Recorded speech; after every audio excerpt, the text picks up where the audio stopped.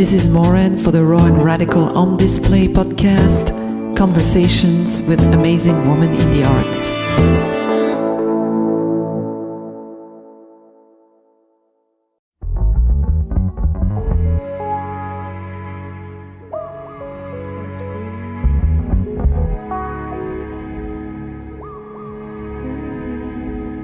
Hello, welcome to On Display. This is your host Maureen, and today we are getting real with the great and wonderful hip-hop ambassador Toni Blackman. Hi Toni, welcome to the show. Hi, thank you for having me on the show. Oh, you're so welcome. Thank you so much for being here. Yes. So you're called a hip-hop ambassador, but you are also so much more, right? Mm-hmm. You are an artist, a writer, a performer, a social entrepreneur, a hip-hop activist, a cultural ambassador for the U.S. Department of State. You created workshops such as the Freestyle Union Cipher workshops and Rhyme Like a Girl. You led some of those workshops in the Juilliard School and the Smithsonian and other universities. You got awarded the prestigious Open Society Institute Fellowship of the Soros Foundation. You tour the world, you consult for festival, you speak at conference. You spoke at the Aspen Institute World Summit on Creativity in Oman. You did a TEDx. You teach. You taught hip hop and the art of emceeing. You shared the stage with many musicians and artists such as Youssou N'Dour, Erykah Badu. I mean, should I go on? Because No. you did so much, and you're so complete in what you did. And I think this is really amazing. And I was wondering if you can talk about how you organize all of this without getting sidetracked, and how do you keep your vision? That's why I kind of emphasized everything that you did, because you're such an amazing example for others on how to do so many things and reach so many people with hip hop and keep a unity, keep it contained. Well, one of the things that I live off of passion, and so much of what I've done has been fueled by my passion, not only to be an artist and to create, but also to create and build community, to bring people together, to be a connector. And I've been motivated since I was a little girl to do something to make the world a better place. And it was just innate. It was a part of my design, spiritually and energetically.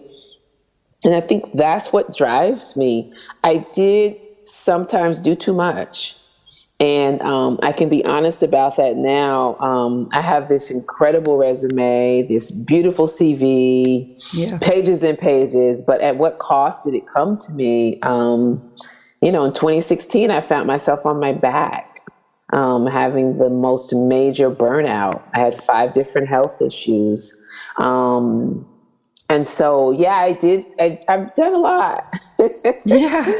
But I also suffered from doing too much. Like, I consider myself an overachiever. Yeah, so life kind of forced you to take a break. Yeah. Yes. But now that I've had the break, the forced break, I feel so good about what is to come. This is amazing. Yeah, this is amazing. Yeah, because in one of your songs, you talk about fear, walking through the fear. And I totally love what you're saying. You're saying if we were willing to walk through the fear, we could get to the other side and closer to what it is we want. Yes. I feel fear is such an important subject when we create also, because we are confronted to that a lot, right? Yeah, and this whole belief that you're supposed to be fearless, that stops a lot of people. But there's a lot of things that we can get done and we can even complete while fear is still here. Yeah. And it was like one of my teachers, mentors, taught me this concept, and it just blew my mind. I'm like, you mean I can be scared and still write a book? You mean I can be scared and still audition? You can. Yeah. But you walk through the fear, and then after you do it, the fear decreases. So sometimes the fear only goes away once we do it. Yeah, that's true. And I feel like it makes us move forward, right? It keeps it keeps movement, and life is so much about movement and not stagnation. Yeah. Yeah. Uh-huh. Yeah, so this is something really interesting. Right. So you have a theme you want to talk about, and it is living without regrets. Yeah. The one of my biggest things in life, I think I first heard about this concept in high school. And then I think it was my freshman year at university, and there was a speaker that was on campus who, at the time, 50 sounded really old, you know, Yeah. 50 years old. And he's and he said, you don't want to be 50 years old wondering, what if I had gone to Japan? What if I had gotten my MBA? What if I had written that book? What if I had taken that audition? And it resonated with me so deeply that so much of what I do comes from, I'm going to do this because part of me wants to do it. And instead of overthinking myself out of doing it, I'm just going to do it. And sometimes I do it with fear. I do have, some things I wish I had tried. But I've done so much of what I felt called to do. Mm-hmm. Even in the midst of failure, I still feel blessed. I feel very fortunate to have had live with no regret as the theme of my life. This is wonderful, really, truly, mm-hmm. because this happens to a lot of people, right? Yeah. It's so easy to get excuses to not do mm-hmm. and not follow, mm-hmm. What's inside of us and our heart. So how did you start it? How did you realize what it is you wanted to do and really started to act on it? I started writing poetry when I was 7. Nice. And by 8 years old, my aunt, who was an English teacher and who had one book published of poetry, helped me put together my first book. And it was a self-published book. And I was like 8 years old with these poems. Great. And it gave me an identity. Yeah. Because my cousins who I was growing up with, everybody was an athlete. They were good too. And here I was, this chubby girl with asthma. Certain times of the year, I couldn't even go outside and play because of my allergies and my asthma. And so my aunt gave me the gift of writing. She put a pen in my hand. And it just has always been a part of me, this desire to create. And then I started to put words together as I started to come out of my shyness through dancing. I was dancing, which kind of got me out of my shyness. Nice. I always had creativity. It was always this creative energy that took over, and it filled what was missing because there were so many sports around me. My grandpa was a baseball coach, still played baseball as he got older. There was sports everywhere. Yeah. And I couldn't play. Yeah. And it launched, like, I often wonder if I didn't have allergies and asthma, if I didn't have this weakened immune system when I was younger, what would my life be like? Mm-hmm. And I probably wouldn't be an artist. Yeah. Yeah. Because I idolized my grandfather. And my dad was in and out of the picture. My dad had an addiction. And so he didn't have a consistent presence. And so my grandfather just became my world. So everything he wanted to do, I wanted to do. And I was the first grandchild, so I was spoiled beyond measure. And I would have played softball, baseball, just because he would have loved it. Yeah. And I would have excelled because he would have helped me excel. And I probably would have been one of those women star athletes. Yeah. But most of the time I feel like being an artist is just, you have no choice. I had no choice. Yeah. It's just the way it has to be, Yeah. Because people that don't create often think that it's a choice. Yeah. And all the big artists have said it, I think. And I really feel that it's not a choice. It's just something you have to do. Yeah, and I think some of us, if we don't create, like it literally creates depression in the mind. Yep. I know people who get physically ill, Yep. like the energy gets stagnant. I discovered after I went through my burnout and I got well, I was recovered from surgery. I discovered that I have to dance. It's not even an option to let more than a week go by without dancing. Nice. And I feel at my best when I dance 3 times a week, at least.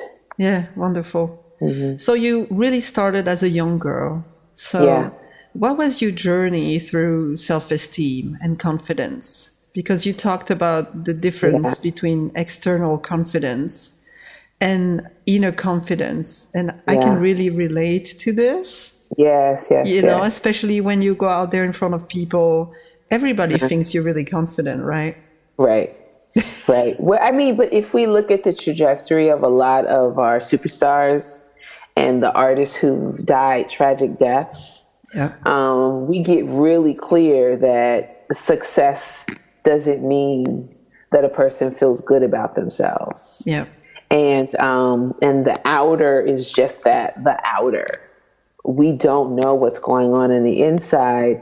And I didn't discover it until I was in college. I was on it's basically the speech and drama team. We call it in the States, we call it forensics, individual events. Okay. So there's the debate team, and then there's the speech team. And the speech team has all these different individual events. And so I competed in public speaking events, in impromptu speaking, also in poetry interpretation and prose interpretation. So you'd have to perform these 10-minute things, and then you get judged. There's first round, second round, there's finals, there's district championships, there's national championships. Mm-hmm. That's how I paid for university. I was on scholarship with the team, which paid for my tuition.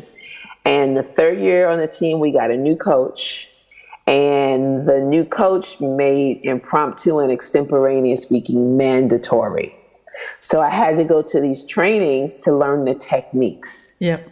So I went to the trainings, but I was so scared to do it. I never signed up for those categories. And then one time at district championships, Kennelly, one of my teammates, he overslept. He missed the van.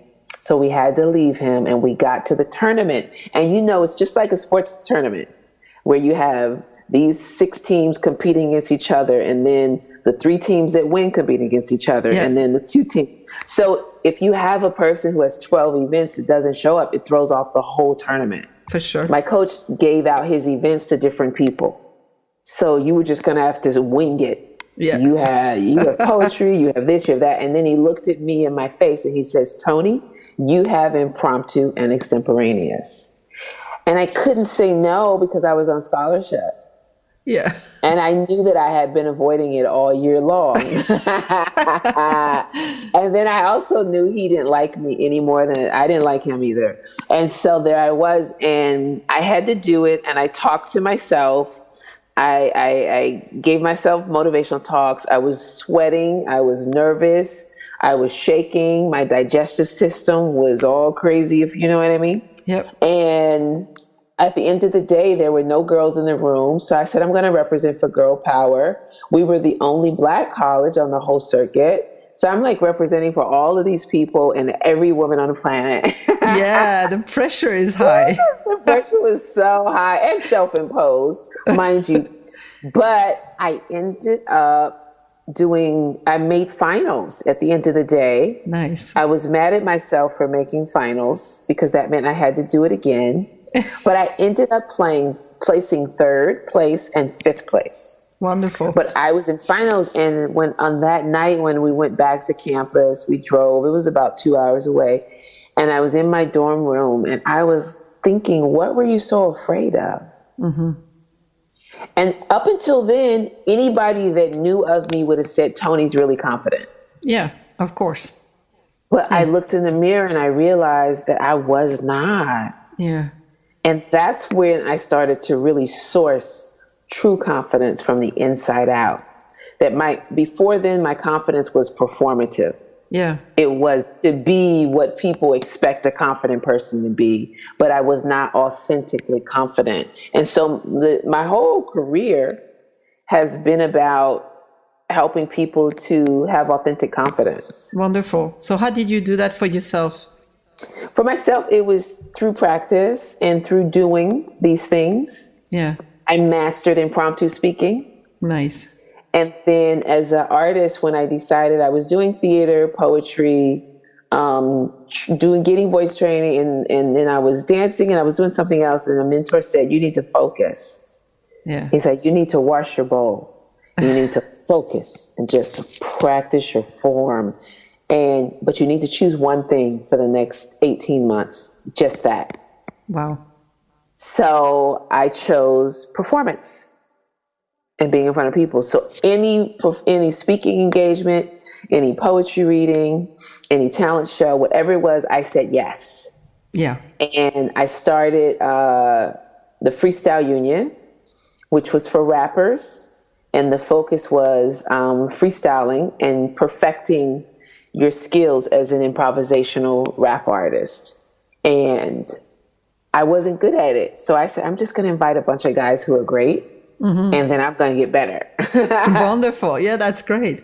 And that's what happened. And that's how I... So yes to all. Yeah, I said yes to all. And my confidence, it took time because it's one of the most frightening things to improvise on the spot in front of other people. Hell yeah. And then to do it in rhythm, rapping, and make it make sense. And so that's where I developed my confidence. It took time, but I did over time. And that's the gift I like to guide other people towards. Yeah, this is wonderful because you want to inspire people to go beyond their limitation, right? Yeah. And I believe this is really how we move forward and how we change the world. Yeah. And hip hop is your tool, your vehicle for that. Yes. For empowerment. Getting people to relax, to move with the flow, to not be afraid of making mistakes, to know that it's okay to mess up, to forgive yourself and keep it flowing, that your mistakes are lessons, and to be adventurous. And to seeing what happens when you are adventurous, and to honor your own voice in that process, that you don't have to be like anyone else. And as if you are relaxed and you are comfortable and confident, people will appreciate what it is that you offer. Yeah. Yeah. You were innovative in the art of the Cipher and this whole concept of building communities and sharing people, and you collaborate a lot, right? Yes, I do. So can you tell me a bit about that, about the Cipher and how you see it? The Cipher in hip hop music and culture, the Cipher, it used to be spelled Cipher. It's now it's more popular to spell it Cypher. And the Cipher represents 360 degrees. It's about completion of thought, giving and exchanging information, energy, and ideas. The Cipher is simply the circle. Yeah. It's zero and the sum of all things at the same time. And the circle is symbolic of connection and community. It never ends. And the Cipher, the circle, is also a sacred space. Yeah. Yeah. We drum in circles, we dance in circles, we eat in circles, we pray in circles. And so my motivation initially in the work was simply to build community, to make sure people are getting along and supporting one another. And as I got older, as the years went by, I started to understand the deeper meaning underneath it. I would have people come who were older practitioners of their various art forms, and who would get me in a corner and school me and educate me about what I was doing. Because in some ways, I didn't even know what I was doing. I was following my intuition. Yeah. And allowing my intuition to guide me. And in these circles, it's one of the safest spaces for improvisation. When you have basic ground rules, when people understand etiquette and how to function within community, you provide structure, and then you provide basic ground rules. That's when creativity can flourish. It's like all of the great musicians will tell you that the best improvisation comes from having certain constraints. Yeah. And when you have, then people can create, as opposed to just a blank canvas and just saying, do something. Yeah. But if you give a blank canvas and you say, here, talk about the sky, then it's easier for people to have a prompt and something to go from. And then they learn you learn how to nurture not only your intellectual curiosity, but you nurture the flow. In the flow, things come out of your mouth that you didn't plan on saying, or you didn't know what was coming. It comes from your subconscious. It comes from your heart. And some might even say it comes from another source. Yep. The power greater than you, that you might be channeling from something else, or from a memory that wasn't even belonged to you. Maybe it was a memory of your parents, or your aunt, your favorite aunt or uncle, or something you heard when you were 10. But you have to be grounded. You have to be centered. You have to feel safe, and you have to be confident in order to be able to allow that kind of flow to take place. Yeah. Because you mentioned that hip hop is a feeling, right? That it is within. It is within. I believe it is within. Because, we talk about it being hardcore, it being this and being that. Like, people ask me all the time, because I've done so much all over the world. It's like, why do you think hip hop is such a global phenomenon? Yeah. And I'm like, hip hop it's an art. It's an art culture.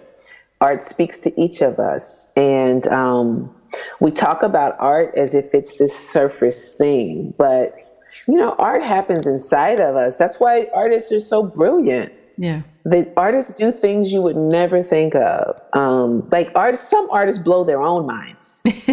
We blow our own minds. Sometimes something you're like, where did that come from? But yeah, hip hop, it's a feeling. And this is why people can connect, across cultural barriers, across language barriers. It brings us together. It's one of the things, I think it's probably been one of the most unifying forces of modern time. Mm-hmm. Yeah. I'm curious about your vision on sharing and communicating as a major tool for social change. Yeah. Yeah. Because I feel sometimes it's hard for artists to share on an emotional level. Because it is, emotional. And so you collaborate a lot. And, I'm guessing that collaboration are important for you. Yeah. And I was wondering if it's something that really comes naturally or that you try to maintain and build. For me, the communication has required study and practice, and having spiritual mentors and therapists and teachers and guides to learn how to communicate effectively, to learn how to communicate when there's conflict, communicate when I need to ask for what I need or what I want. I come from a patriarchal family, so as a girl, I was socialized to be nice and to be a good girl. Yep. So I'm still learning how to be direct about what I want. Even when it's for my business, I still have to build myself up and practice what I'm going to say. But I think that the collaboration, it's a part of me, man. I love collaborations. I love creating with others. I love the process of getting an idea and someone else improving the idea, and then me adding to the idea, and then us sharing energy with one another. Because social change is an ongoing process. It doesn't just we're going to make social change on Tuesday at 10 a.m. For sure. That's not how it happens. Yeah. And so we have to be intentional. We have to be on purpose. And we have to be able to communicate and collaborate in order for the change to take place. It's a process. And, community conversation and dialogue is what leads to it. Mm-hmm. Yeah. So Rhyme Like a Girl. Yeah. This is a wonderful, creating spaces and opportunities for artists, female MCs, right? Yes. Do you think that female artists will have a different impact than men? And how important is that impact? I think female artists are still struggling with being acknowledged as great artists. Yeah. And so there's the idea of, she's good for a girl, or she's a dope woman artist, or she's a dope woman MC, as opposed to her just being a dope MC, Yeah. And I think that happens in a multitude of categories. Of the arts. In particular, women have stories to tell that have not been told yet. Yeah. Yeah. And even in 2019, women's voices are still so marginalized. And women are sometimes put in a position where they have to edit or shape or alter their voices in order to be on the platforms they want to be on. Yeah. Do you feel like you have to justify yourself sometimes? Yes. Yeah. Yes. Don't you? Like sometimes you have to explain a little more. Damn. Yeah. Like what up? Yeah. But I feel like there is a change in the air. Totally. But women are still fighting for equal rights. Women are still fighting for their physical safety. Women are still fighting for their voices. Women are still fighting for fair wages and income. So who knows how long this is going to take for female artists? Yeah, hopefully not that long. But sometimes I feel like we still, kind of, just above middle age. Yeah. Yeah. And the Middle Ages, and that's just like, what's going on outside? Right. So when you stay with your community, you're kind of all right, but when you get out in the world, you're like, oh, what is that? Yeah. But I'm excited about, I feel like we're in the age of women, this era. So I'm just so excited every time I see a woman doing something phenomenal. It inspires me. It doesn't matter what they're doing. I mean, she could be a scientist, an engineer, a great chef. It just inspires me. Yeah, this is true. You know what? I really, really love your hip hop meditations. Oh, thank you. Yeah, I think they are so wonderful. Yeah. So they are released and distributed by the Independent Ear and Brooklyn Sound Lab, right? This one project that's coming out is going to be with Independent Ear. Okay. An Independent Ear Official and Brooklyn Sound Lab, and a project called Notes to the Soul here in Brooklyn. The next one, I have a new agent. All right. And I'm so excited. And the next one, I may be a different situation, hopefully. Okay. So I'm growing, I'm expanding, and I'm taking the risks. I'm being adventurous, and I want to stand behind my product and my project. I'm working with a guy named Jonathan Pillett, and I'm excited. I'm excited to share it with the world.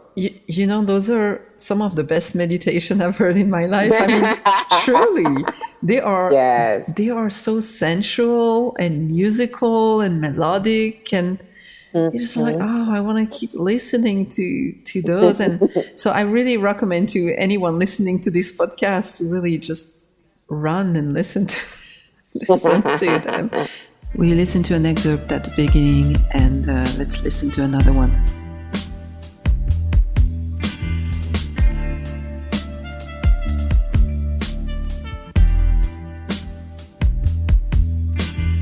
Let your mind wander till your mental starts to stray.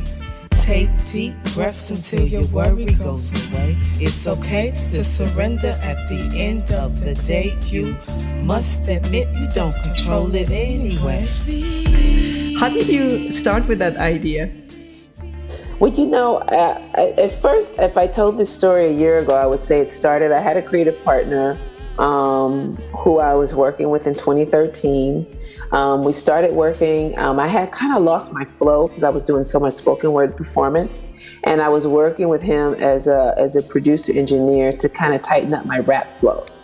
So we spent a few months doing that, and then it kind of led to me talking over music. And then he says, why don't you rap and talk? And I started to do that, and it evolved from there, and we created this project. And that project we fully completed, but there was I had a music business lesson because his energy was not as pleasant, and he it actually ended up being a very toxic relationship. Ironically, my meditation was born in a toxic relationship. Interesting. I gave birth to, but the seed had been planted to it in the 90s. All right. So All right. I was in DC in October, and I saw a former student of mine. He was like 13 or 14 when he first came to Freestyle Union. And I was telling him about this new project, and he says, T, this isn't new. You've always done this. And I tilted my head. I said, oh, yeah? He said, yes. Remember? We'd be in 8 Rock, and it was in Southeast DC. And we would walk in, and you'd have the lamp set up. You would burn incense. You would play Tribe Called Quest, those jazz hip hop instrumentals. And then we'd all take a breath before we began. I forgot. Yeah. I forgot. And so it's that piece where sometimes we need people around us to remind us of who we are. Yeah. Yeah. And those people remind us of what we've done. And we used to have a lyrical meditation exercise in the Cipher. So in our freestyle Cipher, we had different improvisational exercises to build your improv skills. So we would do introductions. We do alliteration exercises. We pull words out of a hat. We would debate current events. And so 2 rappers against these other 2 artists, and they improvise, but in poetic form, a debate back and forth. That sounds like fun. But we also did, it's so much fun. I'm actually working with one of my business advisors, Yodi Owens, to do the lyrical debate as a major event, as a main event, just the debate. But we do that, and the lyrical meditation was one of the exercises. And so it's just been this thing evolving, and I started to fall in love with some of the new age spiritual teachers, like Louise Hay, and Wayne Dyer, and Deepak Chopra, and then later after that, Iyanla Vanzant, and then I was reading a friend of mine, Erica, who was working for Iyanla. She introduced me to Catherine Ponder and a bunch of books and spiritual things. They were cassette tapes back then. And then CDs, which are now both gone. But I always wanted to do a hip hop version of what Louise Hay and Wayne Dyer were doing. Yeah.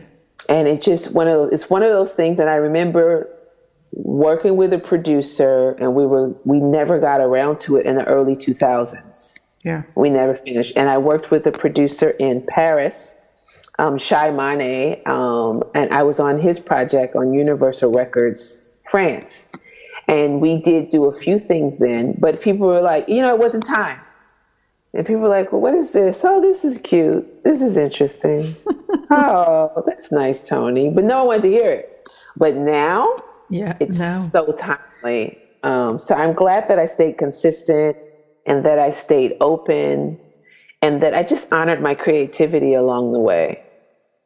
I'm glad. I'm very grateful. The mind is a powerful instrument. It can be used for good, or it can be very destructive. So we have to take care of it. We have to nurture it. We have to protect it. We have to caress it and understand what a gift it is to have a mind that works. So as we begin this part of the meditation mixtape, I will ask you to slow down, to sit down, to take a breath for a minute and relax your soul. I saw that in your email signature. You write, dream with your eyes wide open. Yeah, that quote I had a professor in undergrad in university, Dr. Sherelle Berriman Miller Johnson. I don't know where, I think she had been married a couple times. But she was a master teacher of Dunham technique and of Dunham technique. And she taught at Howard University. And so it's just a modern dance that combined, you know, it's like the African and Caribbean styles and modern. And that was, I think she even had studied with Catherine Dunham at one point. And she was very strict. You know those dance teachers that have a stick? She was very petite, very small, but stood very tall. She spoke very firm. She was unapologetic in her guidance and her teaching. She would call you out on every single detail. But as I got older, we then began to collaborate a little bit. And she was still guiding me in certain ways. Sometimes she was not easy, but she was always brilliant. And I credit, you know, I have to credit her as one of the people that made me the artist that I am. And she gave me this magnet when I moved to New York and this beautiful card. And I've lost the magnet. That was in July of 2000. But the magnet for my fridge, it was this beautiful artwork and it said, "Dream with your eyes wide open." And it was her encouraging me and affirming me to go live the dream. Yeah. It's a very beautiful, it's very symbolic, I think. So it stays with me. Yeah. Cool. Do you have any advice for other creative women, artist women, you know, that are either starting or either have to restart something new? You know, I think something I say when I speak and I do workshops is I talk about the importance of healing. Yeah. And the importance of doing your inner work and staying true to what it is you know you need to do, and that there is no schedule or timeline for your healing work. Yeah. So you cannot wait to create until you're healed. You know, like I went through a period of, okay, I'm going to focus on putting some work out once I'm healed. Because it's a lifelong process and life is a journey. It's not a destination. You'll always be getting better. And so sometimes you have to I remember when I had fibroids and I was going off and on with this heavy bleeding, right? And I was working with a woman who was a counselor, psychological counselor and an energy healer. And what we uncovered in the session is that I wanted to wait until my body was in perfect health. Yeah. So I spent like 5 years sabotaging opportunities because I felt like I was not ready. Yeah. And so she said, guess what you can do? You can do a poetry performance or a theater performance or a musical performance while bleeding. Women do it every day. And there was this thing of, it's so simple, but it made such a profound impact in the way I saw myself and the way I approach life. And I still have to remind myself, you know, the perfectionism is just a form of fear. And needing anything to be perfect is a form of fear. It's a disguise for fear. Yeah. And I think for women, I think it's just really important to do what it is you're supposed to do. But part of that is committing to healing your wounds so you can enjoy it. Yeah. Once it's completed, you can enjoy. So, you know, I had a friend, she had to learn how to say thank you when she got a compliment. Yeah, of course. She didn't know how to receive applause. Yeah. She didn't know how, when everybody's coming up to her telling she's great, she couldn't receive it. Yeah. And so she thought receiving it, she would become cocky. Yeah. I think many women have that issue. Yeah. And so I think that's big for me. And then also talking to yourself is really important. Yeah, good self-talk. Affirmations are everything. And then getting, I think for a lot of us, we have to be able to learn to communicate. True. So if something upsets you, how do you give voice to it? If something hurts you, how do you give voice to it? How do you work through the discomfort, being able to manage conflict? All of this stuff turns into baggage that blocks your creativity. Yeah. And so we think of it as this work we have to do over there for our personal lives, but we're just one little being. It's like, it's all here. So that work isn't over there. It isn't out there. It's in there. It's in it's you. really part of you. There's no way around it. At some point, you can avoid it. At some point, it's going to slap you in the face. You know, you can wait. You can think you're putting it off. At some point, it's going to kick you in your butt. Life will show you, right? Life will show you. Life has no shame. Oh, life has no shame at all. Yeah, really cool. Thanks for that. Any upcoming projects or events you want to talk about? You have a bunch of events coming up. During the month of March, I am in East Africa. Wow. And I'll be in Nairobi and in Dar es Salaam. Yep. And I might make it to Kigali and or Kampala. I don't know yet, but I know I'll be in Nairobi. I'll be working with a project called Turning Tables Kenya, and coordinated by a woman, Nemo Futuristic. And then I'll be working with a legendary hip hop figure in the music industry in East and Southern Africa, Buddha Blaze, and his team.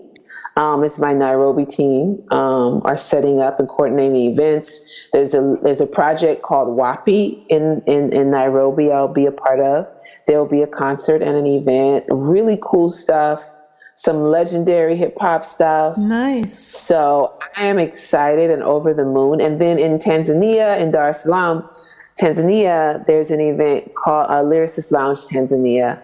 And I'll be one of the featured guests on the stage. And of course, we're doing Rhyme Like a Girl workshops in Nairobi. Nice.